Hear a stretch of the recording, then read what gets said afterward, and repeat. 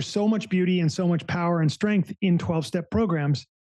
And I think there are also some old ideas and some rigidity, for sure, that prevents them from becoming even more effective. That's just how I feel. And I can tell you that the 12 steps, the doctrine, and the love of the people that helped me saved my life and changed my life forever. And so I can say, yes, it saved and changed my life, and it could be even better. And that's why Recovery 2.0, and that's why you're doing the work you're doing, and that's why we're asking the questions that we're asking.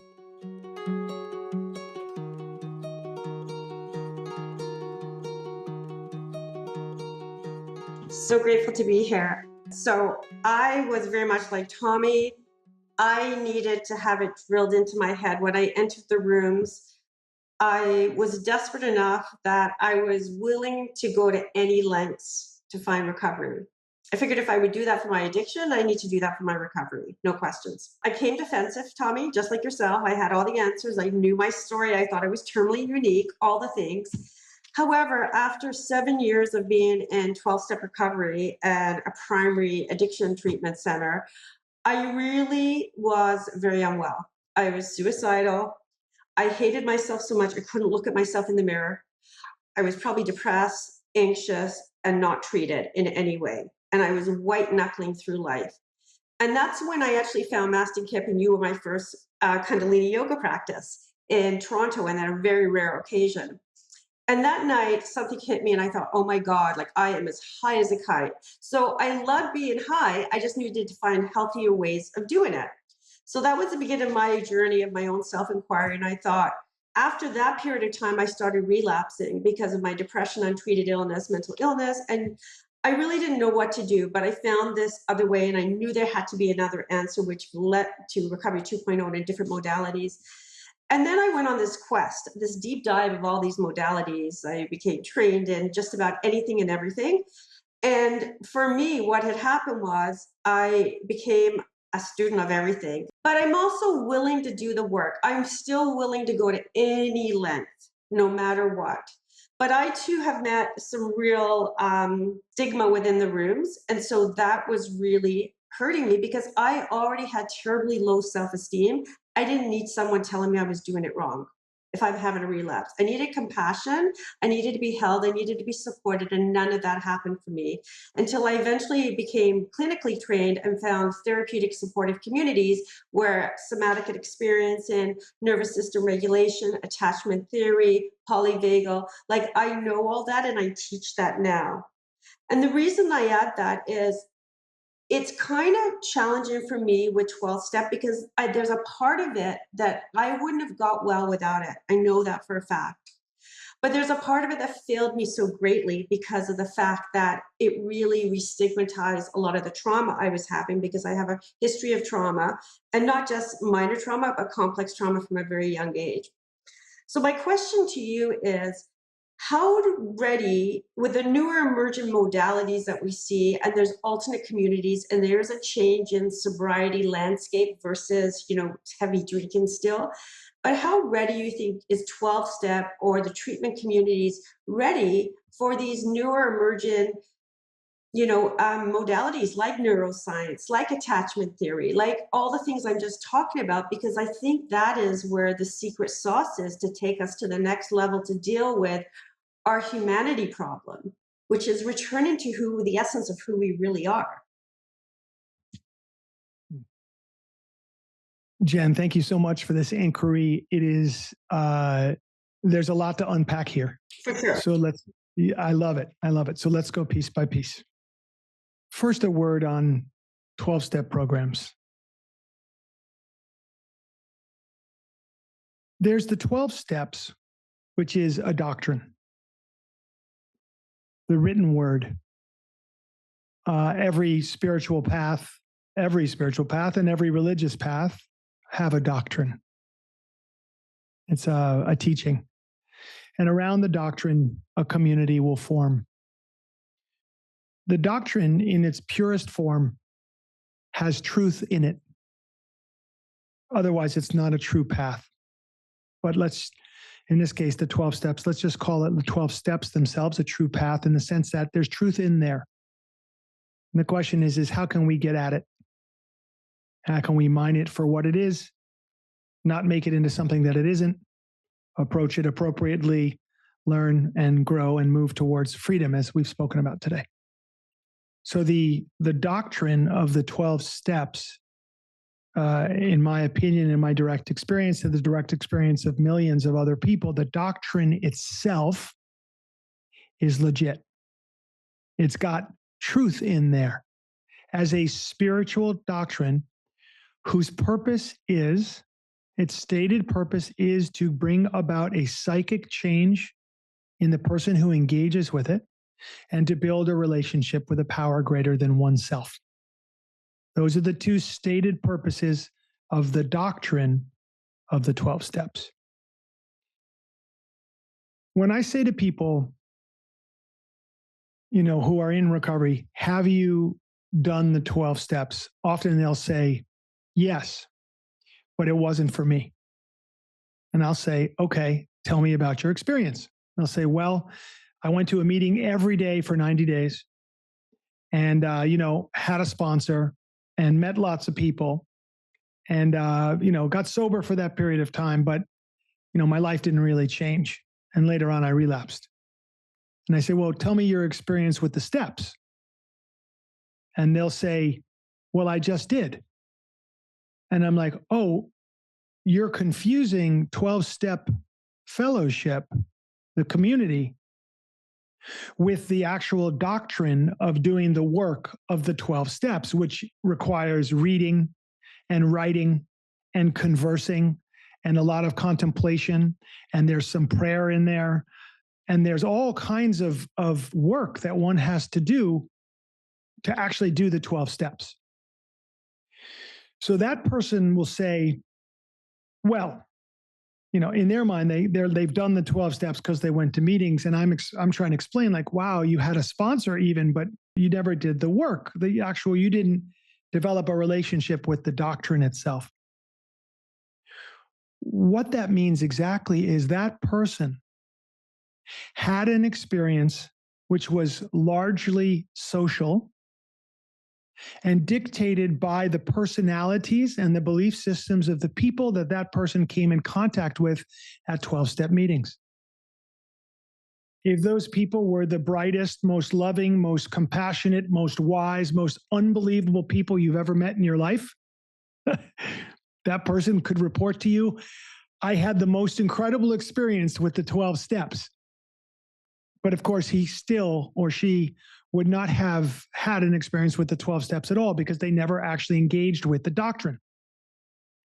They're basing their opinion, their entire experience of 12-step recovery on what took place socially while they were in those rooms or outside of those rooms with people that they met in those rooms.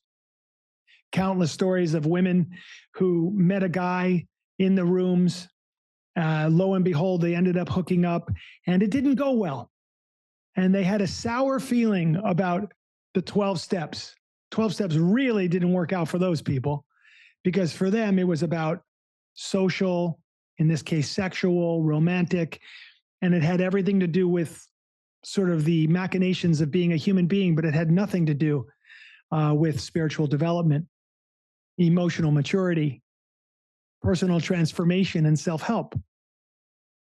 So the thing I want to make sure that people understand about 12-step programs is actually there are very few people that make complaint about the doctrine itself, other than those people who have trouble with the language, which is an antiquated language dating back 85 years, which has religious undertones to it. So anybody coming with religious prejudice may also have a problem with the language, but not with the spirit of the doctrine itself.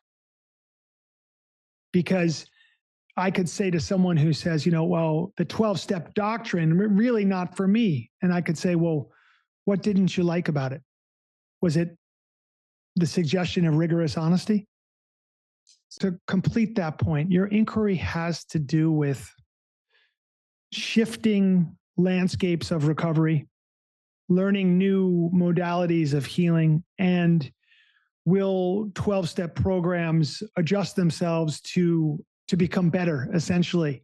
So I just wanted to start with the 12 steps as they are not, they're not meant to do anything more than the two things that I spoke of earlier. The reason I desired to speak and have spoken rather prolifically about the 12 steps and the difference between fellowship and doctrine is because I want people to understand that there's a genius and a magic there. And far from perfect is this society because it's filled with human beings and all of us are on our path of, let's just say we're all works in progress. So there's many challenges and one's success with people in the program will depend upon which people you happen to run into. Your approach to the 12 steps to the doctrine will depend upon your sponsor and the group of people that you get in with.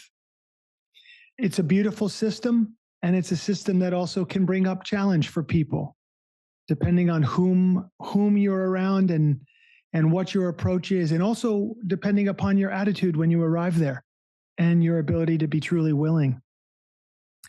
But I did want to say that there is this gorgeous transformational thing that is there and it works. Now, is it everything? Of course not. Does it achieve, all of the things we wish it would? No, of course not. Does it give us the success rates that we of people reaching not just abstinence but true freedom in recovery? No, we know that we need to do better. And I think that's where this inquiry is coming from. We know we need to do better. And we've learned so much in this day and age about psychology. We've learned about the pros and the cons of psychiatry. We've learned about medicine and science. We've learned about spirituality. We've learned so much about trauma. And we are now working on all of these different modalities to address in a more effective and more compassionate way the variety of challenges that people experience when they come to addictive behaviors in the first place. And now we're working on addressing those. Here's what I'm concerned about. The United States of America has made a decision. The decision, I'm not 100% sure where it originated. It could have originated at the level of government and power in our country. It may have originated at the level of the insurance industry. It may have originated in medicine and the medical industry. It may have originated in the pharmaceutical industry. Wherever it originated, this idea, I'm deeply concerned about it. And the idea is this. We have now decided that the central piece of our approach to addiction is going to be pharmacology. That's how we treat addiction primarily, far and wide, in the treatment centers in the United States of America today. And that if you arrive there as a severe alcoholic, an opiate addict of any kind, it's going to be highly recommended to you that you get on one class of drugs or another, not just to help you through your detoxification, your physical detoxification, but long-term. It's not a black and white issue. I'm not anti-medication, but I just think that to center your approach to the problem of addiction as being, we're going to treat drug addiction with drugs, I think it's an incredible mistake, unbelievable mistake. And I think that it overlooks a lot of the modalities that Jeanne was bringing up. I don't think it gives enough of an opportunity for people to heal. I think we need a longer window of healing. I don't think 28 days in treatment, much less 14 days is enough time for us to address the mental and psychological, social, and environmental issues of addiction. This takes time. It has to be worked out over time. So the move in our country is not about embracing these new modalities that you're bringing up. I do not believe we're embracing, somatic healing the way it should be embraced. I don't believe that we're looking at dietary regimen and protocols to change one's diet, the importance of the gut biome and how critically important that is in our emotional regulation. I don't think we are adopting meditation in the way that we should. And don't get me wrong, it's not all bad. There are many, many smart, wise, experienced people doing great work in the field of recovery, of course. But by and large, the decision has been made. And so when you show up at treatment, the chances are you're going to be put on drugs. And if you're not kept on drugs in treatment, the chances are that the insurance company, if you're there on the insurance company's dime, they're going to say this is a patient that could be handled at a lesser level of care. If they don't need to be on drugs, then we don't need to pay for them being in treatment. Now, that means that if I go to treatment today and they say, well, we want to put you on drugs for your opiate addiction, and I say, I'd rather you not do that. I know I'm going to go through a pretty gnarly detox period, but I want to go through it and I want to get sober. Can you help me? The answer to a great extent is we don't recommend that. Now, I'm going to use some French here on the podcast. I don't know if they have to beep it out, but I think that's fucked up severely. I think that's a real problem. And so you, Jeanne, you bring up all these new modalities psychologically and somatically and in the body. And is our world ready for that at the level of treating addiction? Maybe in small pockets. Maybe when somebody gets to come to your office and gets to come to your practice or gets to come to Recovery 2.0, they get turned on to these things. But by and large, I think, the 12-step programs, they have these guidelines, very specific guidelines about pretty much keeping things the way they are. They're not a program that has been built for transforming itself. And I think this is one of the reasons why it's so important to take the very best of what works in 12-step programs, and for us outside of those programs to iterate on that and innovate on that. I'll give you another example. I always thought there should be guidelines for sponsors and workshops where people can become better and better sponsors and learn more and more about addiction and recovery. Wouldn't it be great if we were actively creating better and better sponsors to sponsor people more effectively? It seems like such an obvious idea. But to my knowledge, that doesn't exist. I think there's so much beauty and so much power and strength in 12-step programs. And I think there are also some old ideas and some rigidity, for sure, that prevents them from becoming even more effective. That's just how I feel. And I can tell you that the 12 steps, the doctrine, and the love of the people that helped me saved my life and changed my life forever. And so I can say, yes, it saved and changed my life, and it could be even better. And that's why Recovery 2.0, and that's why you're doing the work you're doing, and that's why we're asking the questions that we're asking. Because at the end of the day, I really believe in people, actually. I believe people want people to stop suffering. I do, generally speaking. And I think at the individual level, people would like to do better. But I think we find ourselves stuck in these systems with power structures that it's really difficult to break out of. And I think that's what's happening here. Politicians need to appear effective. They need to appear like they're doing something about a very big problem. And these are the ways that they've decided to appear that way. The FDA, Food and Drug Administration, needs to appear like it's, got the interests of people highest. It's a very important agency. And yet they've made such glaring mistakes when it comes to drugs and addiction that it's just, you can't even imagine that somebody with a consciousness would be making those decisions. And other agencies that you can't help but call into question, the CDC and agencies that have just time and time again step on their own foot and put out information that later on we learn was exaggerated or not true, or and these are important agencies. They also put out good information. It's just really hard to get through. So I think we have these systems set up that individuals who are truly well-meaning get stuck in these systems and don't know what to do. And they just have to sort of, get pulled down the river with everybody else.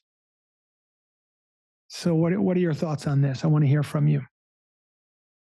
Thank you very much for bringing that up.